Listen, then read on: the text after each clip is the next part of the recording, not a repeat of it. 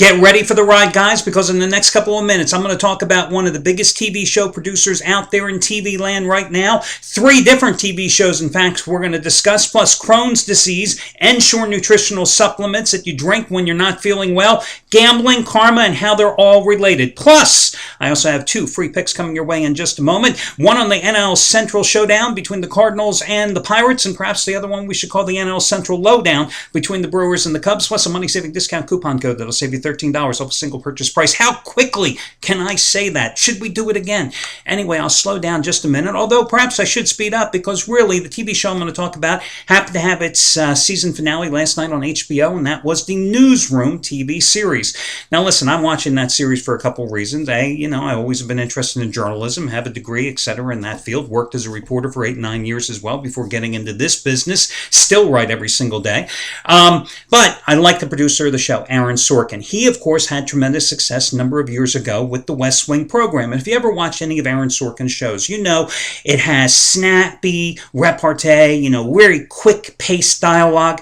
Gee, do you think that's one of the reasons I perhaps like this show? Because the guys talk quickly and they walk and talk. And what I mean is he is known for having the walking and talking scenes where the cameras are sweeping around, following somebody in a scene, all different crazy camera angles. That's what it's known for. So I like the show, and of course I'll watch anything with Emily Mortimer. And if you don't know who she is, she's one of the co-stars of the show with Jeff Daniels, who I've never liked in anything, including Dumb and Dumber.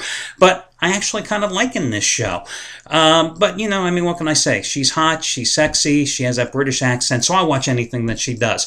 So, most of you probably know Aaron Sorkin, or some of you know Aaron Sorkin from his success on TV. Others may know that he just recently reportedly broke up with Sex and the City actress Kristen Davis, who I think he was playing out of his league, personally, just my own personal opinion there. Kristen Davis, still hot even at her age, which, come to think of it, is probably still younger than mine. But anyway, what's the difference? But anyway, here's the deal, and here's how it all relates. So, you know the Charity Play of the Week one a couple of days ago, and I've talked to you about karma many, many times. So, here's the deal. Many years ago, my best friend was in the hospital. He had Crohn's disease. Crohn's disease, inflammation, causes all types of digestive problems, etc. Had to have major surgery. He was like 16 years old. And it was a heartbreaking story because this kid, through his teenage years, it was just spent in and out of hospitals until he had this life-altering surgery. He was my best friend at the time, so myself and another guy, one of his friends, we went and visited him in the hospital at the moment, a couple days after his surgery, and we thought it would be a good idea and a smart-ass thing to do to bring him a large pizza and eat it in front of him because he was not allowed to have any food for a number of weeks because of this life-altering surgery that he had. So we go in there, walk in with our favorite pizza from our favorite shop, which normally he used to come with, and proceeded to eat it right there in front of him. And he told me that someday he would get me back. Flash forward about 20 years, about 6 years ago myself, I have to go in. I have this surgery, which results in the first week in the hospital having nothing but ice chips. They send me home. I get extremely sick. 2 days later, I'm back in the hospital. Another 7 days, nothing but ice chips. Send me back home. 43 effing days with no food. 43 days with no food. The only thing I was allowed to have, little cans of Ensure. Let me tell you, when your diet consists of having a vanilla can of Ensure or a chocolate can of Ensure because you don't like the strawberry flavor, it's not a great way to live. It's a great way to lose weight, however.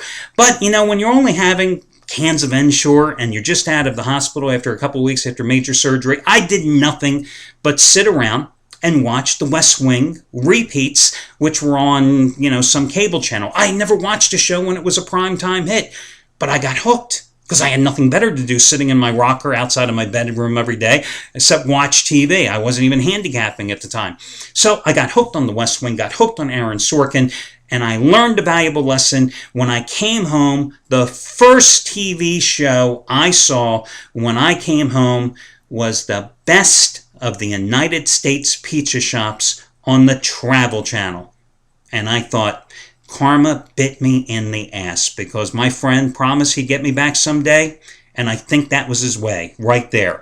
Here I am, 43 days with no food, drinking Ensure, watching the West Wing, and I got back at me for bringing that pizza and eating it in his hospital room, showing off all those years ago. So, how does this all relate to gambling, guys? Listen, karma will come back and bite you in the ass. Good or bad, One way or another, there is no time expiration. You know, on Saturday, I gave you another Charity Play of the Week selection. It won for the 8th time in 12 weeks. I gave you Matt Rivers' play, and it was a winner on the Pirates 4-0 over the Milwaukee Brewers. And you didn't pay $65 for the play, and you know the deal, guys. I give you the play for free. If it wins, I ask you to make a donation to my favorite charity of the week. Well, in this particular case, I picked a family that needs some financial assistance. I picked a family who, it's a heartbreaking story when you think about it. I mean, any of these stories that I've been telling you over the weeks, it's a heartbreaking story.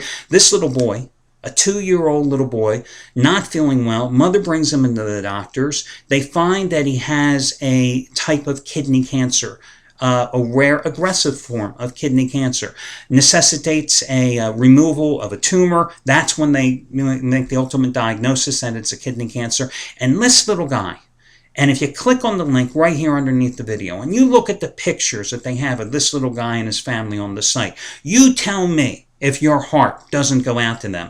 I don't care if you're a father or a mother or not. You tell me your heart doesn't go out. When you realize this little guy has to go through 28 weeks of chemotherapy after already successfully going through a short course of radiation. I say short course like, oh, it's no big thing.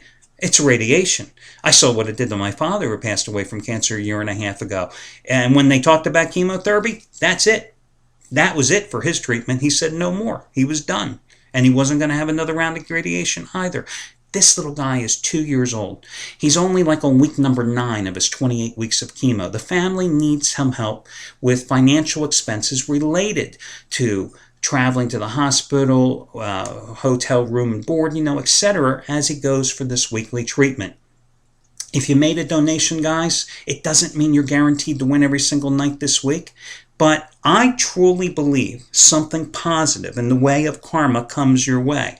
If you got this play and you haven't made a donation or any donation for any of the previous, how many plays have I given you over the past, I started this program in March? Well, guys, karma in the form of one way or another can come back and bite you in the ass as well. There is no expiration date for good or bad karma. So you got the play.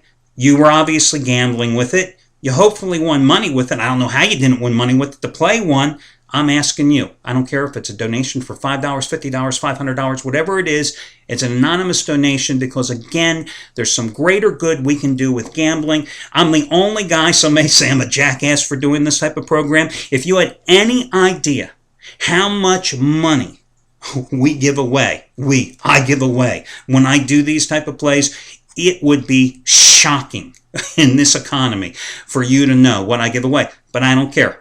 I started this program. I'm going to keep doing this program, and I hope you've benefited from the program. And I know one thing. From the letters that I have gotten from those that we've made recipients of the various donations, I mean, you should feel good, and I've shared many of them with you for the good you have done for others. So there you go. Wrapped it all up. Now let's get to the free picks. Let's also talk about who's hot and who's not. Congratulations to Anthony Red. Yesterday, 60-dime winner. Second biggest play of the entire preseason, cashing in with the San Francisco 49ers, 1.5-point road dog, winning outright at San Francisco or at Denver.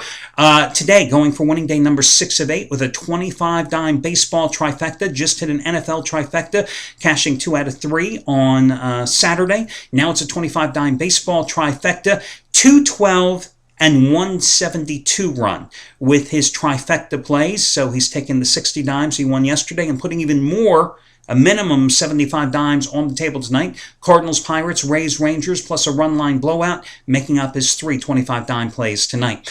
Chris Jordan, number 1 baseball handicapper here at the site. $1 bettors have won $3,513 this year. They've won $12,412 going back to the 2009 season. Today, 400 star NL Underdog Game of the Month selection. NL Underdog Game of the Month play for Chris Jordan. And let me just tell you, those 400-star plays have been very, very good for him. If I can just call up my records here, and I'll tell you what the record is with him.